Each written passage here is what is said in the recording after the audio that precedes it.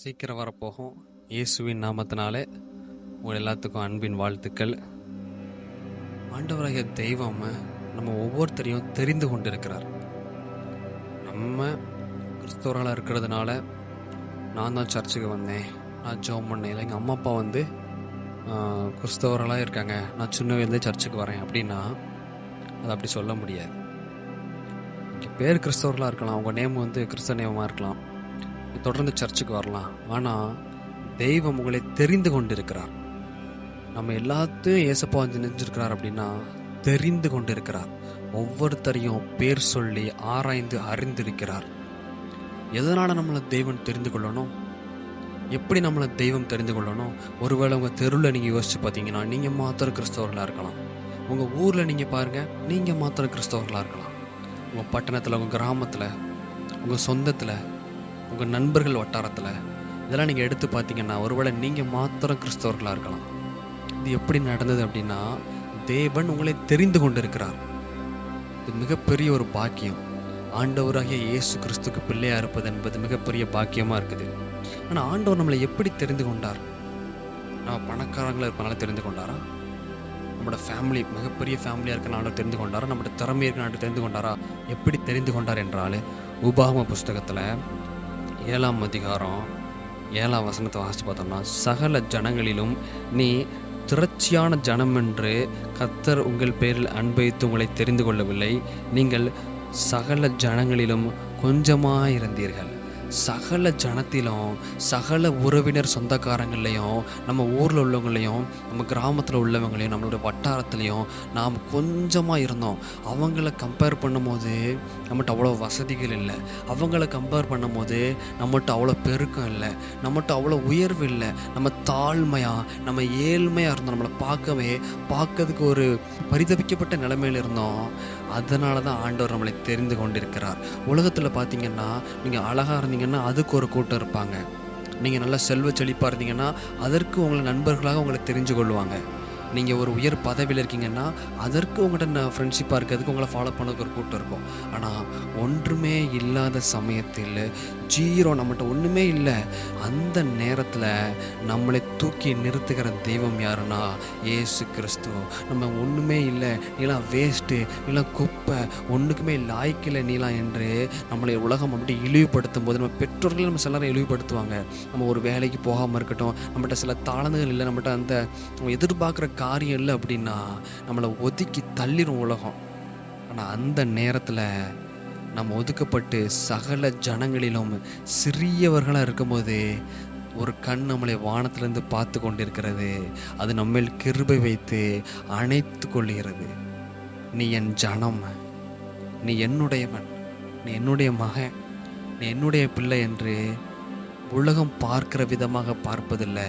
உன் இருதயத்தை பார்த்து, உன் எளிமை நிலையை பார்த்து, உன் சிறுமையை நினைத்து உன்னை கைதூக்கி உயர்த்துகிறது அவருடைய கிருபை. நம்ம பெரியவங்களாக இருப்பதனால ஆண்டவர் நம்மளை தெரிந்து கொள்ளலை. நாம் சகல ஜனங்களிலும் சிறிய ஒரு கொஞ்சம் கூட்டமாக இருக்கிறதுனால தான் ஆண்டவர் நம்மளை தெரிந்தெடுத்திருக்கிறார். ஆனால் ஆண்டவர் நம்மளை ஆசீர்வதிக்க விரும்புகிறார். தெரிந்து கொண்டவர் நம்மளை ஆசீர்வதிப்பார். எப்படி ஆசீர்வதிப்பார்? நம்மளை தெரிந்து கொண்டார். ஓகே, நான் கிறிஸ்தவனாக இருக்கேன், டெய்லி சர்ச்சுக்கு வரேன், ஆண்டவர் தான் என்னை தெரிந்து கொண்டிருக்கிறாரு. ஏன்னா வசனம் சொல்லுது, நீங்கள் என்னை தெரிந்து கொள்ளவில்லை, நான் உங்களை தெரிந்து கொண்டேன் என்று. நாம் போய் ஆண்டவரை செலக்ட் பண்ணல, எனக்கு இந்த காட் ஓகே நான் அப்படி போகிறேன் அப்படின்ட்டு. ஆண்டவர் நம்மளை பார்த்து, ஐயோ இந்த மகன் வாஞ்சியாக இருக்கிறானே, இப்போ இவ்வளோ கஷ்டப்படுறானே, இப்போ இவ்வளோ உண்மையாக இருக்கிறானே, பாவம் இந்த மகனுக்கு எதாவது பண்ணணும், இப்போ உண்மையுள்ளவன். இந்த கருவை தேவன் கண்கள் கண்டு ஒன்றுமில்லாத நேரத்தில் அவர் நம்மளை தெரிந்து கொண்டிருக்கிறார். தேவனுடைய அன்பு, அதுக்கு நம்ம பாத்திரவான்களாக இருக்கணும். ஆனால் இன்னும் நம்மளை ஆண்டவர் ஆசீர்வதிக்க விரும்புகிறார். நம்ம தொடர்ந்து நம்ம சபைக்கு வர காரியங்கள், தேவனுக்கு உள்ள இன்னும் அதிகமாக நெருங்குற காரியம், தேவனுக்குள்ளே நம்ம செயல்படுகிற காரியம், அவர் கூட ஊழியங்களில் உதவுற காரியம், இதெல்லாம் இருந்துக்கிட்டு இருக்கு. ஆனால் இன்னொன்று ஆண்டவர் எதிர்பார்க்குறாரு நம்மளை ஆசீர்வதிப்பதற்கு. என்ன அப்படின்னா வாசிக்கலாம், உபாகமத்தில் 7:11, 12, 13 வாசித்து பார்த்தீங்கன்னா, ஆகையால் நீ செய்யும்படி நான் இன்று உனக்கு கட்டளையிடுகிற கற்பனைகளையும் கட்டளைகளையும் நியாயங்களையும் கைக்கொள்ளுவையாக.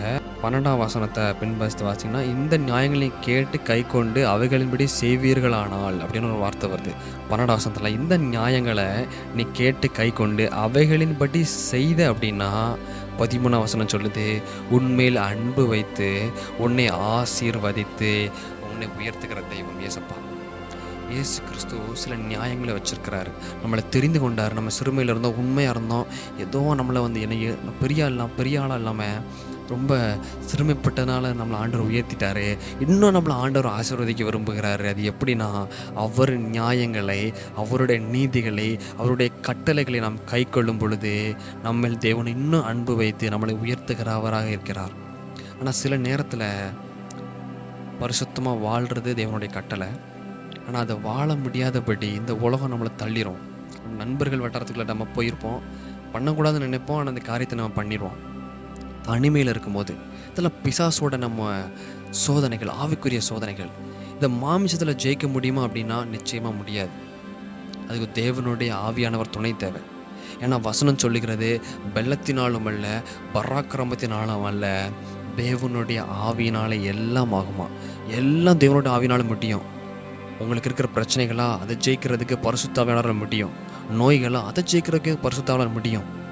இந்த இடத்துல எனக்கு சீட்டே கிடைக்க மாட்டேங்குது, இந்த இடத்துல எனக்கு வேலையே கிடைக்க மாட்டேங்குது, எனக்கு ஆசீர்வாதமே இல்லை, எனக்கு கடன் பிரச்சனை ஒழியவே இல்லை, டெய்லி கடன்காரன் தொந்தரவு பண்ணுற ஆண்டவரை எனக்கு பலன் தாங்க அப்படின்னா தேவ ஆவியானவரால் எல்லாம் முடியும். உன்னோட மாம்ச பலத்தினால முடியாது, உன்னுடைய சிந்தனை பலத்தினால முடியாது, ஆனால் தேவ ஆவியானவரால் எல்லாம் முடியும். அப்போ இந்த காரியத்தை தேவனுடைய கட்டளைகளை கை கொண்டு இன்னும் ஆசீர்வாதம் பெறுவதற்கு தேவனுடைய பரிசுத்த ஆவியானவர் துணை நம்ம கேட்கணும். கேட்டு நம்ம ஜெபம் பண்ணும்போது பரிசுத்த ஆவியானவர் நமக்குள் வந்து இந்த மாமிசத்தை விட இந்த மாமிசத்தில் தோன்றுகிற இச்சைகள், இந்த பாவங்கள், இந்த சோதனைகள், இது எல்லாத்தையும் ஜெயிப்பதற்கு பரிசுத்த ஆவியானவர் பலன் தருவார். ஏன்னா அந்த சோதனையெல்லாம் ஆவிக்குரிய சோதனை, மாம்ச சோதனை இல்லை. இதெல்லாம் பிசாசு அவன் எய்கிற அம்புகள், இரவில் உண்டாகும் பயங்கரங்கள், அதெல்லாம் நம்ம அம்பு எரிஞ்சுக்கிட்டே இருப்பான். இந்த இதில் வீக்னஸாக அப்போ உனக்கு இதை கொடு, அதை மட்ட மடிவு நம்மளை ஆக்கிக்கிட்டே இருப்பான். நான் பரிசுத்த ஆவியானவர் நமக்குள்ள இருந்து இல்லை மகனே, நான் உன் கூட தான் இருக்கேன்னு சொல்லி நம்ம மோட்டிவேட் பண்ணிட்டே இருப்பார். பரிசுத்த ஆவியானவர் நம்ம கேட்டு நம்ம அதை இன்னும் பெருக்கி கொண்டோம் அப்படின்னா அவரோட கட்டளைகளில் நடந்து தேவனோட அன்பு அதிகமாக பெற்று நம்ம இன்னும் ஆசீர்வாதங்களை அடைய முடியும். எல்லாம் தேவனிடத்தில் ஜெபம் பண்ணுவோம். பரிசுத்த தேவனே, உம்முடைய பரிசுத்த ஆவியானவர்களுக்கு வாக்கு கொடுத்துருக்கீங்க, மாம்சமான யாவர் மேலும் ஊற்றுவேன்னு சொன்னீங்களா ஆண்டவரே. இந்த எங்களை பார்த்து கொண்டு இருக்கிற எல்லாத்துக்கும் ஆண்டவரே எங்களுக்கு ஊற்றி நாங்கள் வழிகளை நடந்து இந்த வாலிப பிராயத்தில் ஆண்டவரே சித்தம் செய்யும்படி, உமக்காக வாழும்படி, உம்மை நோக்கி ஓடி வரும்படி எங்களுக்கு பலன் தாங்க ஆண்டவரே. பரிசுத்த ஆவியான எங்களுக்கு பலன் தாங்க. ஏனென்றால் பலத்தினாலும் அல்ல பராக்கிரமத்தினாலும் அல்ல ஆண்டவரே, உம்முடைய ஆவினால எல்லாம் ஆகும் என்று சொல்லியிருக்கீங்களா ஆண்டவரே.